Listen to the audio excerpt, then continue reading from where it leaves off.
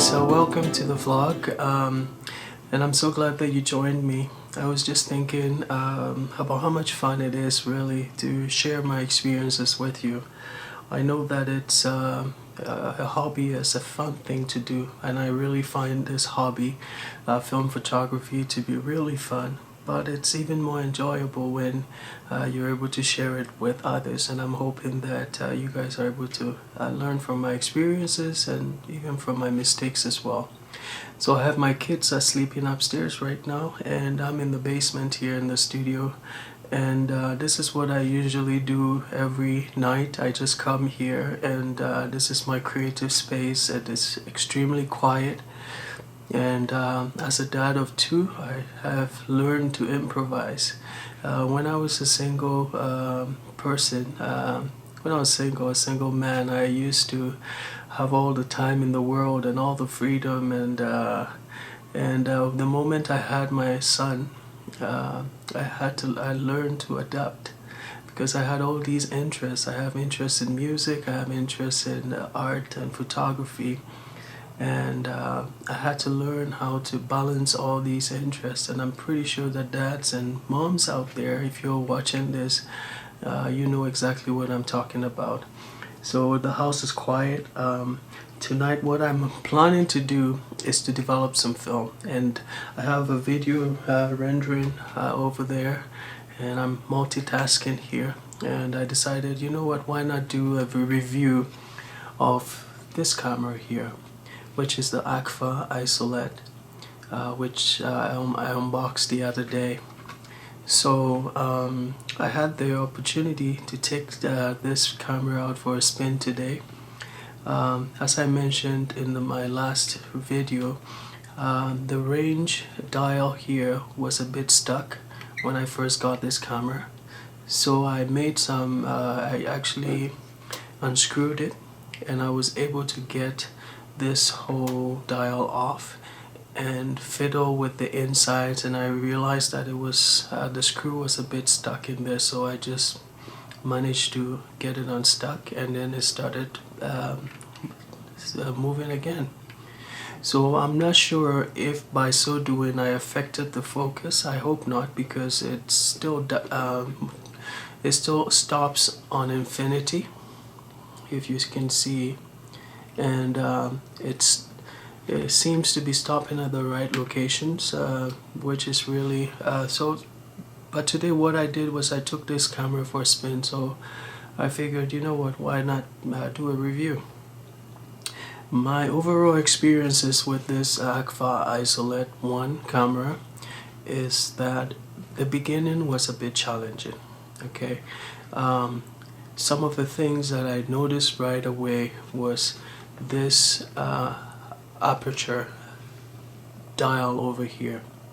If you notice, it goes all the way, and actually that's the switch over there, and it gets stuck in there somehow. Like if I have to go down to 32, it's actually going to end up getting stuck in there. Like F32 will actually be stuck in there, which is not a fun thing. I tried to, it got stuck in there when I had cocked the shutter, and I tried to get it to change the aperture, and what happened was I accidentally actually fired it, and so I caused an accidental double or triple exposure that time. It wasn't too fun. What I found, the best way to use this camera is to put it on a tripod. And the reason why is because when you look, for example, when you look at the shutter speed, the maximum shutter speed that it can go up to is 200. Okay, that's the maximum you can go up to. And the graduations are so, there's only 3 graduations really. It goes from 200 to 50 to 25, and then there's the bulb setting. So you don't have much of an option here. By the time I went out today, it was really beautiful. We had the frost on the trees, and I'm hoping to develop the film later and show some pictures. So when I went out, it was a bit dark because I have to work in the day. I went out, it was, and in Canada, that's the norm here. It gets really dark. By 4 p.m. it's already quite dark. So I had to set this on a tripod because I was using a longer exposure. I used 1-2 seconds when it got really dark, and even when it got a bit more dark, I used 3 seconds exposure. I'm not really sure if I did it the right way, so we'll see if I get any good results. But setting on the tripod really allowed me to be hands-free. And the other good thing, the other tip that I will give for this camera is to use the shutter release cable. If you have a shutter release cable, it fits right there. Okay, it fits right there, and that was my experience, was use the shutter release cable, because this shutter over here, the shutter release button here, is a bit finicky. It's so soft. A little touch will set it off. And that said, the other tip that I would give from my experience shooting with this thing for the first time today is there's a sequence that you have to go through. Okay, so I like the sturdiness of this camera, but like I said, it's kind of cumbersome shooting with it.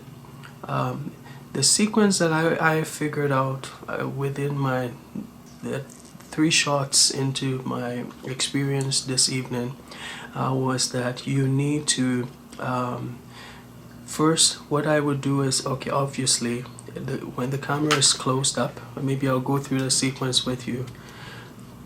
Okay, so you actually, you know what, yeah, take it out, press the button to release the lens. Okay, you set it on a tripod, and once it's on the tripod, the last thing you need to do is to cock the shutter. That would be the last thing you want to do. Okay, when I first started, I cocked the shutter and I tried to change the aperture, and what happened was I accidentally fired. That was another double exposure there. So the last thing you want to do is to cock the shutter. Okay, so after you release the lens, what I would suggest is that you put the next step is to change your aperture right away. Put your aperture in the right spot that you feel would be appropriate for the occasion. If it's really sunny, you may want to set it at 16 or 22 or above, depending on how bright it is. Because remember that this thing doesn't have very high shutter speeds. So if it's really sunny, you want to think about that. Okay, you have to factor that in. So after you set your aperture, the next thing I would recommend is that you set your focus distance based on your subject. If it's infinity for landscape photography, if there's trees in the distance, you set it for the distance, appropriate distance, and then you cock the shutter, and that's assuming that you've already inserted your shutter release cable, and then you can fire. Once I figured that out, it became quite an enjoyable experience. I almost felt like it almost felt like I was working with a large format camera. You know how in a large format camera you set the camera up, and it's almost like the camera is sitting there like quite an imposing thing. Once I set this on the tripod and I had my shutter release cable, I felt like I was working with a large format camera, and from that time it just became very enjoyable. You know, it was all a matter of setting it up, going through that sequence, and then firing it.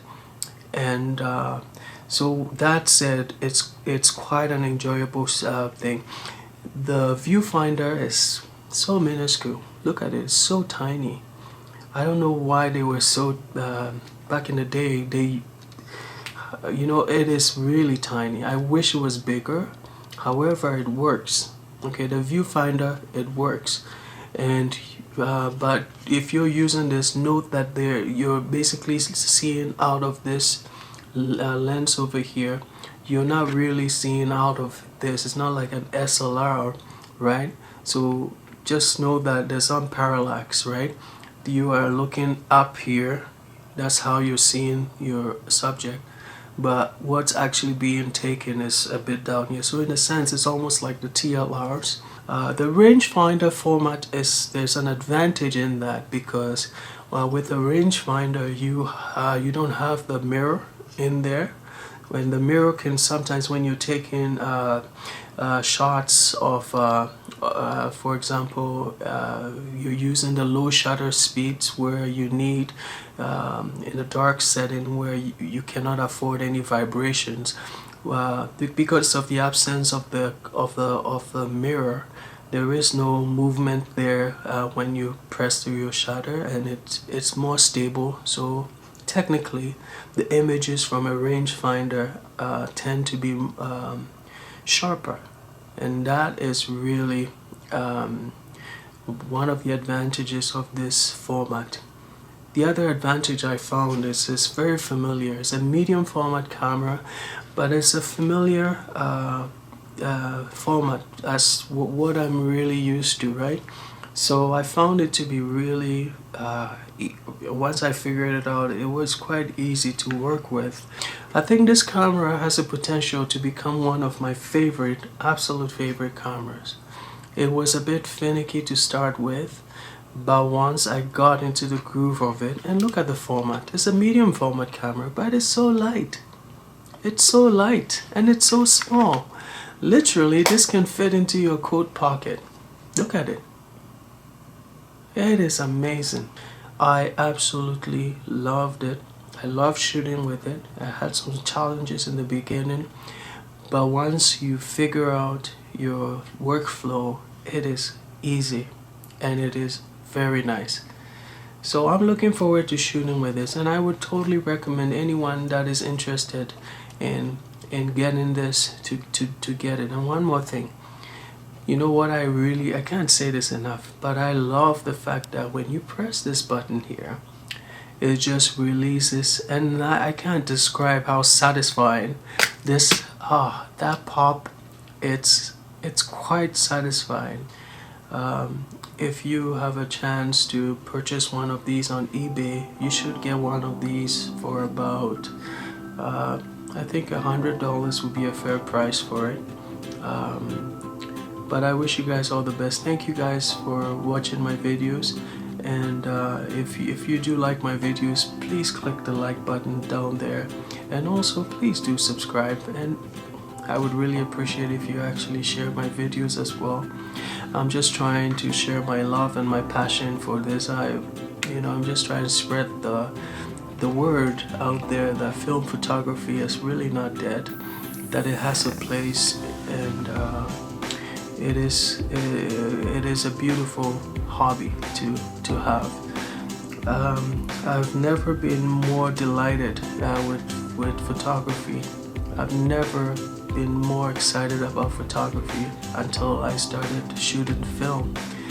And I know that some people may think that I'm not a hipster. I don't even look like a hipster, and I don't even dress like a hipster, but I'm a practical person, you know.